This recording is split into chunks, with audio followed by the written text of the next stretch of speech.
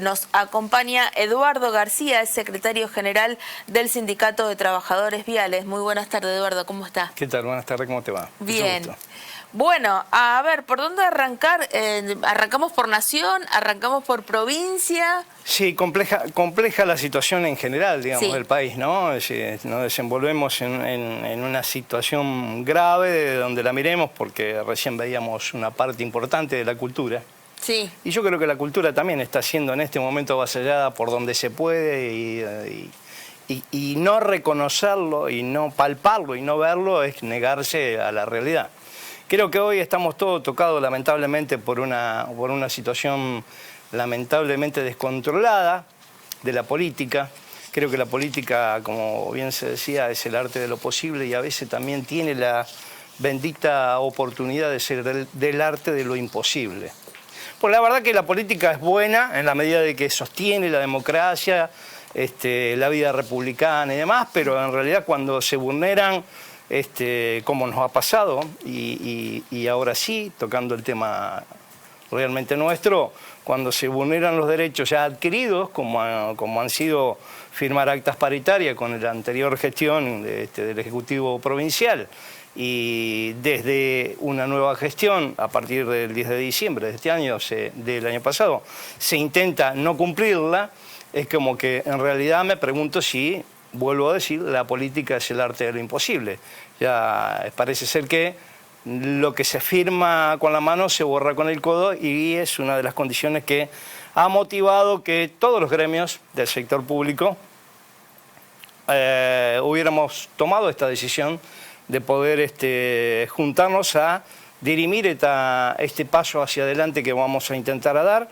Lo vamos a dar dentro del marco de la organización que corresponde. Digo, acá están las dos centrales más importantes de Santa Fe y del país. CGT, de CTA. CGT y CTA. Con lo cual confrontamos seguramente esa realidad en principio de estructura y si fuera poco una agrupación de más de 14 o 12, 14 gremios donde Vialidad Provincial está, donde ATE está, donde CIPRU está, donde ANRA está, donde AMSAFE, SADOP, SADOP, digamos, todos los gremios del Estado. Y la verdad que hay cuestiones que no vamos a dejar de lado. La primera es el respeto, porque la verdad que lo que no alcanza el gobierno a entender, que cada vez que firma una acta paritaria la responsabilidad no es solamente del gobierno, es también de la dirigencia representando a los trabajadores y nosotros no podemos salir hoy con un acuerdo inferior a lo que hemos firmado, porque la verdad que nos exponemos, de acuerdo a la ley, a que cualquiera de nuestros trabajadores nos inicie una demanda por una negociación a la baja. Claro. Con lo cual, digo, nos pone a nosotros de rehenes de una situación donde nunca debimos estar, porque de muy buena fe hemos firmado un acuerdo y de muy buena fe, seguramente el gobierno anterior, firmó ese pacto. Digo, la primera situación es el cumplimiento irrestricto de ese 36.4% de una cláusula gatillo que fue válida hasta el mes de diciembre y que lamentablemente no se liquidó, como no se liquidó tampoco en el mes de enero. Tengamos en cuenta, Eduardo, también que está proyectada ya un 25% de inflación, no está proyectado, sino que ya fue así, un 25% de inflación durante enero. Se prevé un 21, 20%, 22% quizás durante febrero. ¿Cómo se sienta la nueva mesa paritaria de 2024? Es decir, la negociación salarial, ¿qué piso mínimo puede llegar a tener con un 45% de inflación en los 2 primeros meses del año? En realidad los tiempos juegan en contra del gobierno. Yo sé que lo que estoy diciendo no es muy lindo. Pero en realidad, si hay algo que juega en contra del trabajador, que es la inflación de todos los días, el remarque de precios en los supermercados y en la suba permanente del combustible, digo, en el gobierno, que debe ser el más preocupado en esta historia, porque a la hora de la verdad debe de contar con los recursos necesarios para asistir a ese salario, cree que los tiempos son favorables. Miren, los tiempos no son favorables porque primero, se dilata la situación. Es que se dilata la situación y yo pregunto, y creo que todos los trabajadores nos preguntamos lo mismo. Digo, primero, mes de diciembre no se cumple con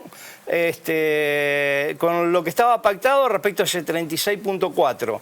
Hay diferencias que corresponden a salario básico y hay diferencias que corresponden a cada uno de los adicionales, incluido el aguinaldo. Así que no es simplemente la plata del salario básico. Hay más recursos. Ahora, si le sumamos eso, que lo tenemos que trasladar a enero, como sueldo de enero, lo último pactado en diciembre, hay diferencias que corresponden al mes de enero. Con lo cual está sumando 36.4 más las diferencias salariales de aguinaldo, bonificaciones del mes de diciembre, más las diferencias de bonificaciones y sueldo y aguinaldo y sueldo del mes de enero. Con lo cual, digo, si se sigue demorando y estamos en febrero, yo pregunto, si no tenía plata para pagar antes, ¿va a tener plata para pagar después? ¿Va a estar en un problema? El argumento del gobierno provincial, por lo menos lo que han manifestado sus ministros, tanto Pablo Olivares, ministro de Economía, como Fabián Bastía, ministro de Gobierno, es, y el propio Puyaro también, vamos a pagar en tanto y en cuanto tengamos recursos. Pero que yo lo entiendo como una, la verdad es una expresión hasta doméstica, con el respeto que corresponde, digamos, ¿no? Sí, yo entiendo que es como llegar a casa y decirle a la señora, mira, vamos a comer hasta donde podamos, porque esto es lo que conseguí en el día, pero esto no es así. Esto no es así, la provincia no se maneja ni se conduce de esta manera. Nosotros no tenemos la culpa si alguna vez algún presidente se hizo cargo de este país y empezó con una ley ómnibus a llevarse por delante el país y las estructuras y apretar gobiernos y apretar legisladores, a enmarcarlos en una lista. Si nosotros los dirigentes sindicales sabemos de las listas negras y parece ser que eso vuelve a escena traído de la política, digo, es una barbaridad. Ahora, es un apremio del gobierno. Nosotros la verdad que nosotros no le pusimos la pistola en la cabeza a nadie para querer ser gobernador de ninguna provincia, como nuestros afiliados no nos obligan a ser dirigentes. A ver, acá cada uno tiene que cumplir el rol que corresponde. Digo, si hicieron cargo de un barco o de una empresa, llámese lo que fuera, tienen que dar respuestas de acuerdo a lo que corresponde. Si de acuerdo a lo que corresponde, si no tenemos plata, la verdad, va a estar complicado, porque hay más de 14 gremios que hemos determinado ya que hay pautas mínimas que vamos a establecer en las negociaciones. Cada uno seguramente variará de acuerdo a la negociación y a los perfiles de cada convenio. Pero la verdad, la primera, la que vamos a llevar a la mesa, y que seguramente todos los compañeros van a tener a la hora de resolver sus cuestiones convencionales, es que lo que se adeuda se tiene que pagar. 36.4 lo van a tener que pagar.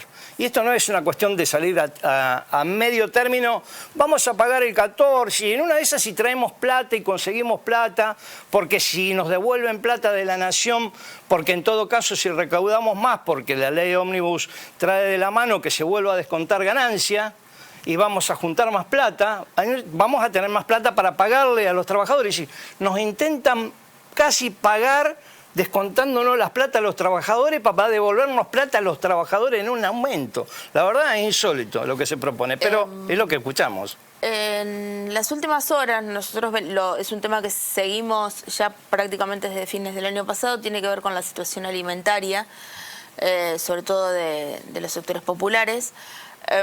Ayer teníamos un contacto con un sacerdote de la Episcopal Santafesina, de la Pastoral Social Santafesina, y también la Conferencia Episcopal Argentina y otras instituciones, y la UTEP y organizaciones sociales, están poniendo sobre la mesa el drama que significa no tener el plato de comida como variable de ajuste. Hoy un trabajador del sindicato de la Vialidad, pero los trabajadores en general reunidos en CGT o en CTA, ¿cómo viven esta situación? La vivimos seguramente con la preocupación y con la tarea y la gestión que le estamos poniendo encima y el trabajo que le vamos a poner encima, porque la verdad, insisto, la gente nos votó para que trabajemos y vamos a trabajar en donde tengamos que trabajar, digo, o negociando en una mesa como corresponde, con respeto.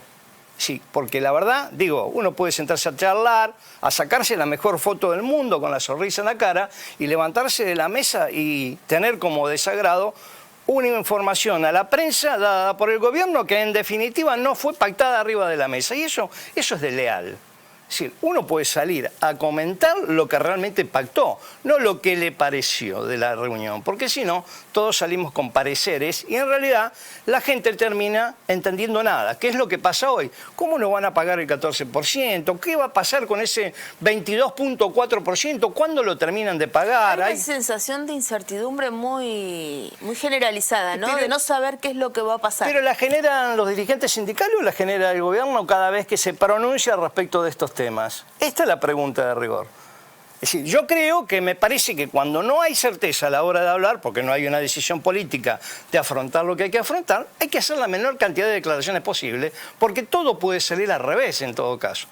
Yo insisto, los dirigentes sindicales vamos a estar a la altura de las condiciones donde los trabajadores nos ubicaron, pero también donde el gobierno nos exija. Si tenemos que plantear, como vamos a plantear, queremos una negociación que cancele la deuda respecto del año 2023, que nos permita saber cómo vamos a negociar el 2024, porque ¿cuál es el piso negociable 2024? Si es el 14, es el sueldo de diciembre con el 14%, es el sueldo de diciembre con el 36.4%, claro. Mentira, porque en realidad nunca lo pagaron, o es el sueldo pelado del mes de enero. Digo, hay una incertidumbre total y la pauta nuestra es sí o sí respetar los niveles de inflación mes a mes, porque el trabajador no tiene por qué estar permanentemente sujeto a la depreciación de su sueldo contra una inflación imparable.